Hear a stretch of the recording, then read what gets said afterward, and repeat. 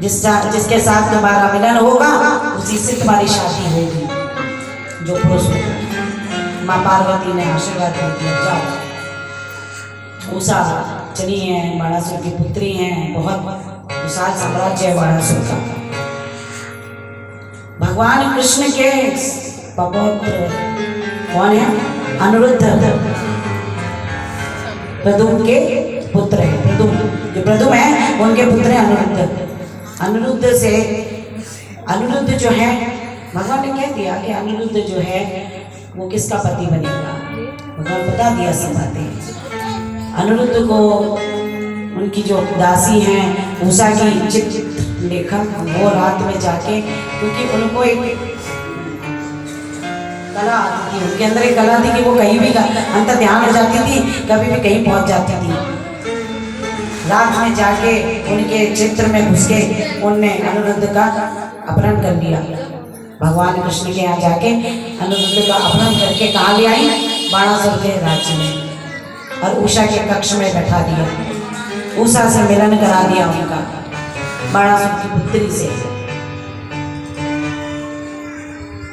मिलन हो चुका है भगवान का, भगवान अनिरुद्धाचार्य का। अनिरुद्ध वो उसके बाद माँ उषा जो है उनसे मिलन होने के बाद अब एक दूसरे का वियोग नहीं सहन कर पा रहे हैं, तो सोच रहे हैं कि किस तरीके से मैं तुमको लेके अपनी नगरी को चलूं, द्वारिका। लेकिन पकड़े जाते हैं। बाणासुर को पता चल जाता है। बाणासुर अपने दैत्यों को भेज के कह देता है कि ये क्या, ये कौन पुरुष है जो मेरी पुत्री को यहाँ लेने आ गया छल से, और कैसे आ गया ये, इसने यहाँ मेरे राज्य में कैसे एंट्री कर दी, इसे कौन लेके आया। क्योंकि वो दासी ऐसी थी, कुछ भी काम कर देती थी, किसी को भी उठाया कहीं से कहीं पहुँचा देती थी। इस तरीके से अनिरुद्ध को अंदर बंदी बना लिया। बंदी बनाए, बहुत साल हो गए बंदी बनाए। भगवान कृष्ण को चिंता हुई, मेरा पोता कहाँ चला गया, कहाँ गायब हो गया। भगवान ने ढूंढा और अपने मन से देखा, ध्यान लगाया, तो बाणासुर के यहाँ भगवान को बंदी बनाया गया है और भगवान चल दिए। भगवान कृष्ण कहाँ चल दिए? उस नगरी में चल दिए जहाँ बाणासुर रहते हैं। बाणासुर के नगरी में पहुंच के वो अपनी पुत्र को देखते हैं कि इसको बाणासुर ने बंदी बना लिया।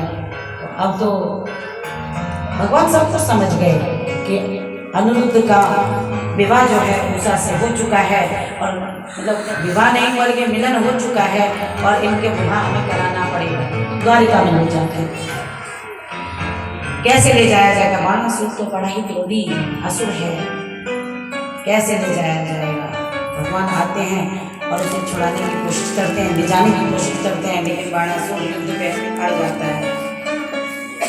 कहता है, कृष्ण पहले तुझे मुझसे लड़ना पड़ेगा, ऐसे तो मैं अपने पुत्री को किसी को नहीं दूंगा, और तेरे पौत्र को मैं तो बिल्कुल नहीं दूंगा।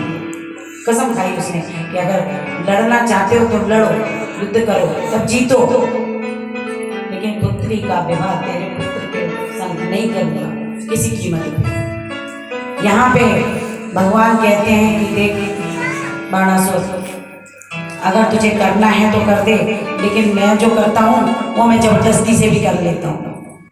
भगवान ने खुद की भी शादी जबरदस्ती से करी है, रुक्मणी को भगा के चोरी से ले गए भगवान, चोरी से। करिए कि नहीं करिए? लेकिन रुक्मणी का विवाह कैसे हुआ?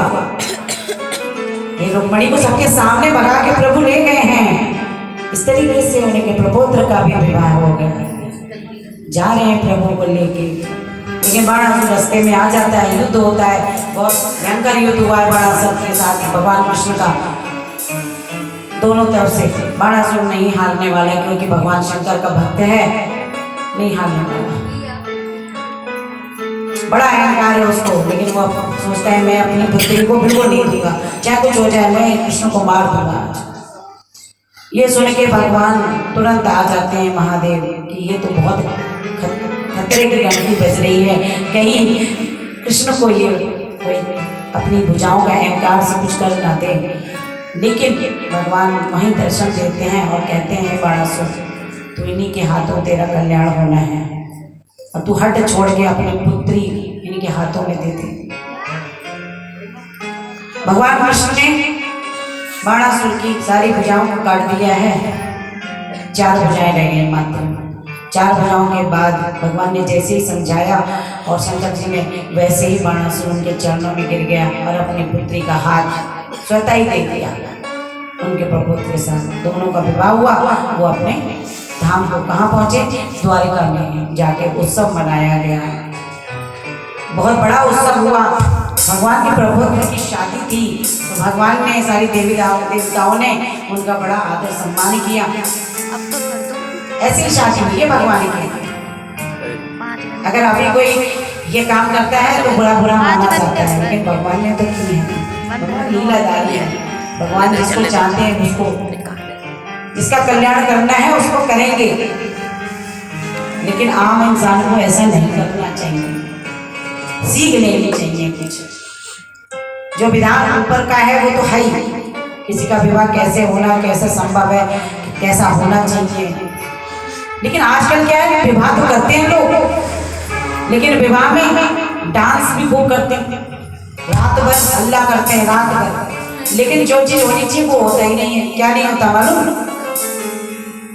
ना वेद मंत्रों से उनका पूरी तरीके से विवाह संपन्न हो पाता है, बस तैयारी में लगे रहते हैं, मेकअप करने में लगे रहते हैं, इधर उधर के नाच गाने में लगे रहते हैं। जब समय निकल जाता है वो विवाह तब होता है।